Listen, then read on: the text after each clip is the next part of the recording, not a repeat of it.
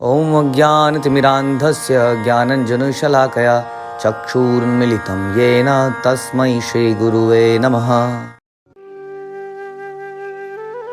हरे कृष्ण। आप सभी का स्वागत है।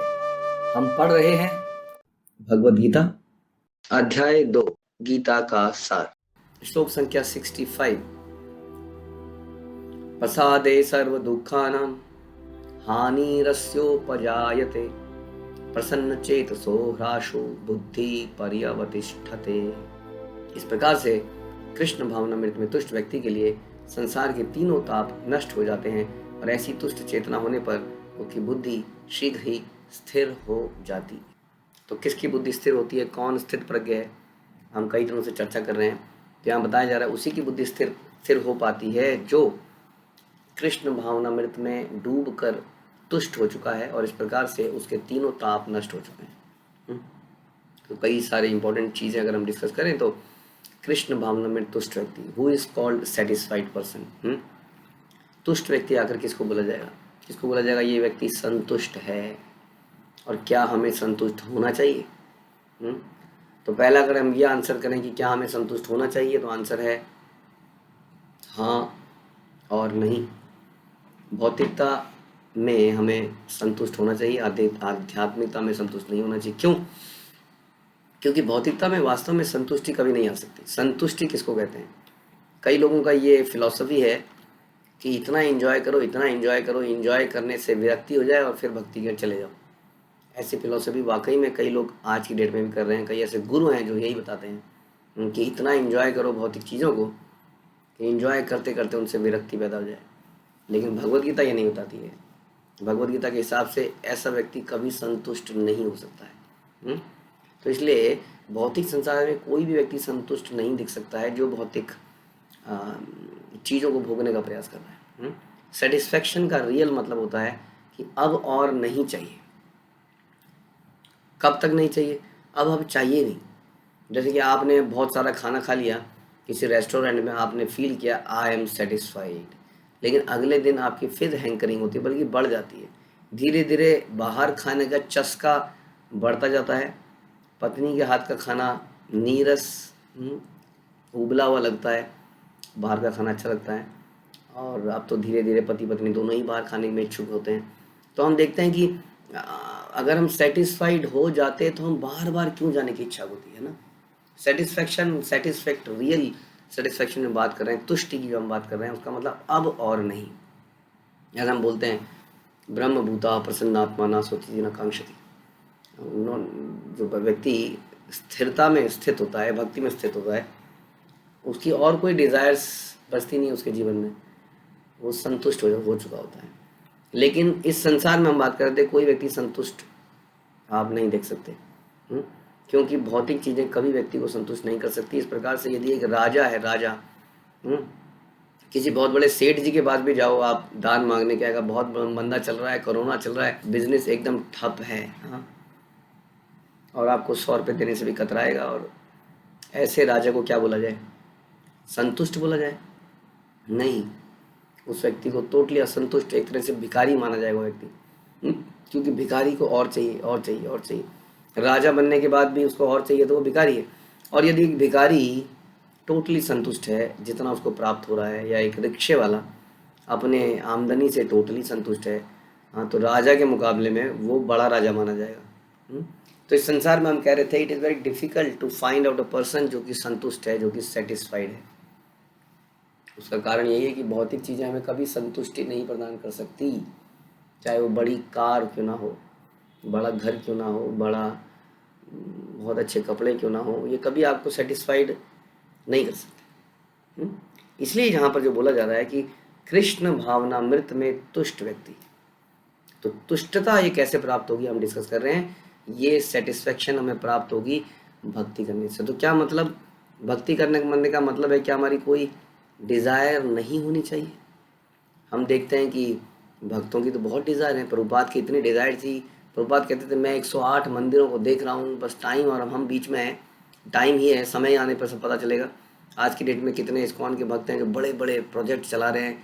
गुरु महाराज इतने मंदिर बनाए जा रहे हैं, वहाँ पे चंद्रोदय मंदिर इतना ड्रीम प्रोजेक्ट चल रहा है, ये तो इच्छाएं, ये भी तो तुष्टि कहाँ है।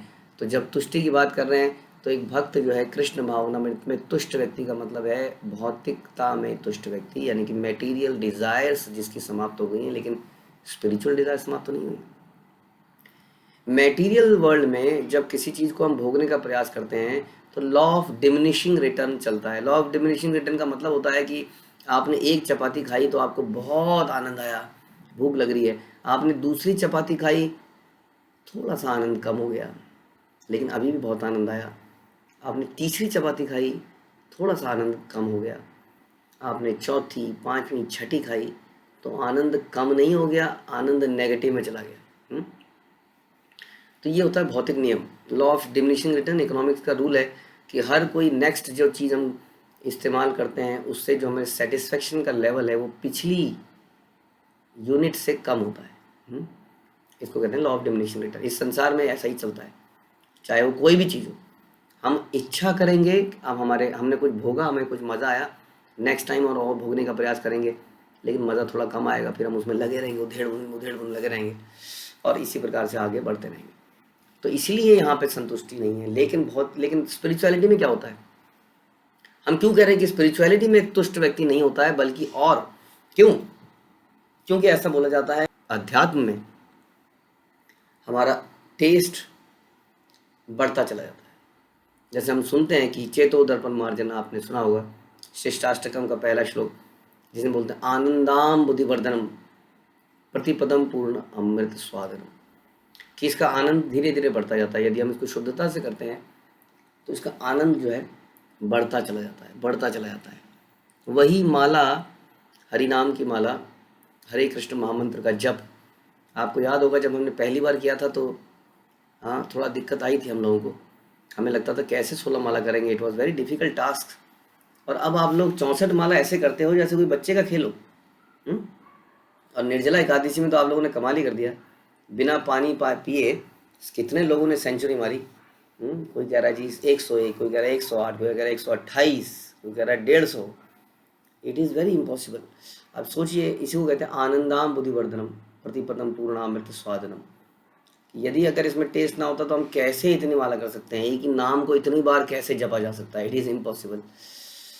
हाँ, तो इसलिए संसार में मटेरियल चीज़ों में हम, जो व्यक्ति कृष्ण भावनामृत में नहीं है वो व्यक्ति कभी संतुष्ट नहीं हो सकता, क्योंकि मटेरियल चीज़ों में हमारा जो टेस्ट है, आनंद है, रिटर्न है, वो घटता चला जाता है और हमारी इच्छा बढ़ती चली जाती है।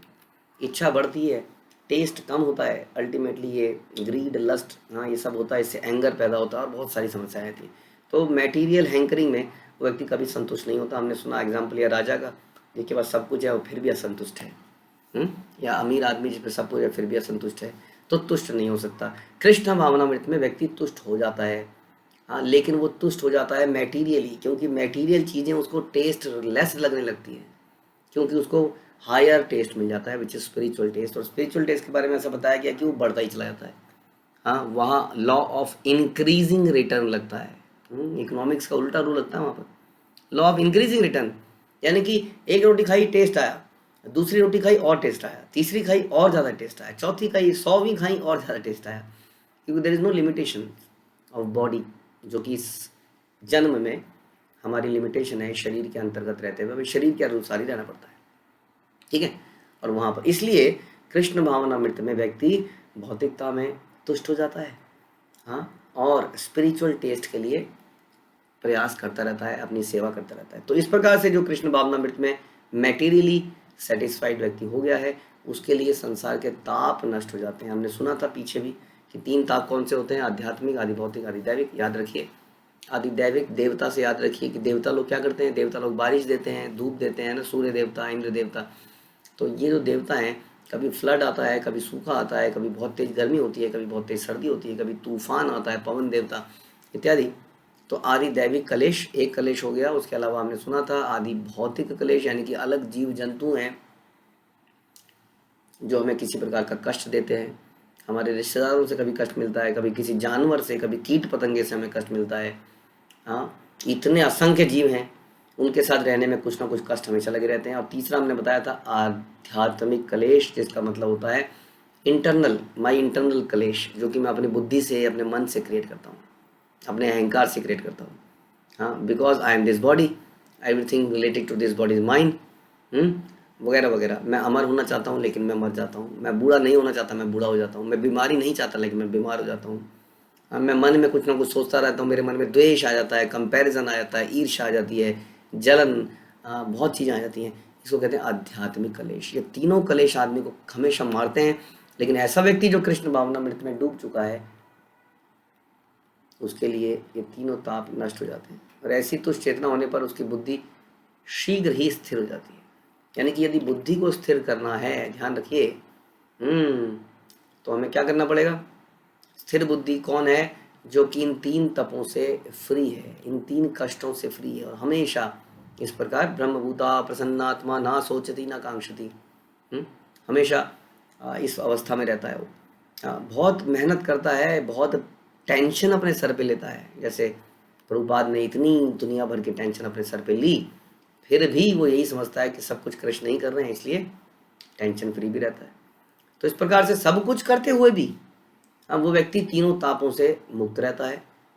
सब कुछ करते हुए भी संसारिक वस्तुएं, हाँ, संसार की वस्तुओं से अनटच्ड रहता है, कंटामिनेट नहीं हो पाता है, क्योंकि वो तुष्ट उन चीज़ों को भोगने का प्रयास नहीं करता है, केवल उन चीज़ों को इस्तेमाल करता है कृष्ण की प्रसन्नता के लिए। इसलिए कभी भी ना तो उनसे प्रभावित होता है भौतिक चीज़ों से, ना तीनों तापों से उसको परेशान करते हैं। वो हमेशा प्रसन्न चित्त अवस्था में रहता है। ऐसा व्यक्ति स्थिर बुद्धि कहलाता है। ये डेफिनेशन, वेरी हाई डेफिनेशन। अब गोल इज़ वेरी हाई। सोचिए कितना ऊपर जाना है हम लोगों को, बहुत ऊपर पहुंचना है। इससे पता चलता है कि हमारी जो मंजिल है बहुत दूर है। हमें इसके लिए अथक प्रयास करना पड़ेगा। प्रयास क्या है? प्रयास केवल सिंपल सा है। क्या कीजिए? हरे कृष्णा कृष्णा कृष्णा हरे हरे, हरे राम राम राम हरे हरे। हाँ, श्रवण कीजिए, कीर्तन कीजिए, और धीरे धीरे ब्रह्मभूता अवस्था में आइए, यानी कि स्थिर बुद्धि हो जाइए। हाँ, और तीनों तापों से मुक्त रहिए। तीनों तापों से मुक्त कौन नहीं होना चाहता? कितना बढ़िया हो यदि हमारे जीवन में कोई क्लेश ही ना रहे। लेकिन इसके लिए हमें सोच को बदलना पड़ेगा। हमें बाहरी परिस्थितियों को नहीं बदलना है, वो एनीवे हम बियॉन्ड आवर कंट्रोल हैं। हमें अपनी इंटरनल परिस्थितियों को बदलना है, जो कि हमारे हाथ में है, जो कि भगवत गीता इत्यादि ग्रंथों को सुनने से, पढ़ने से, भगवान के नाम जप करने से आती है। तो इंसान दुखी है क्योंकि वो इंटरनली वीक है, उसको स्ट्रांग बनाना है। सारा संसार अपने बच्चों को स्ट्रांग बनाने में लगा है। बूढ़े जवान हर कोई टॉनिक पी रहे हैं, क्या क्या नहीं खा रहे हैं, क्या क्या नहीं पी रहे हैं अपनी इम्यूनिटी बढ़ाने के लिए। वास्तव में हमारी, है ना, internal immunity which is not related to body, which is related to the thought process, वो वीक है। तो उसके लिए हम प्रयास करेंगे अपने आचार्यों की कृपा से। श्रील प्रभुपाद की जय, भगवद गीता की जय।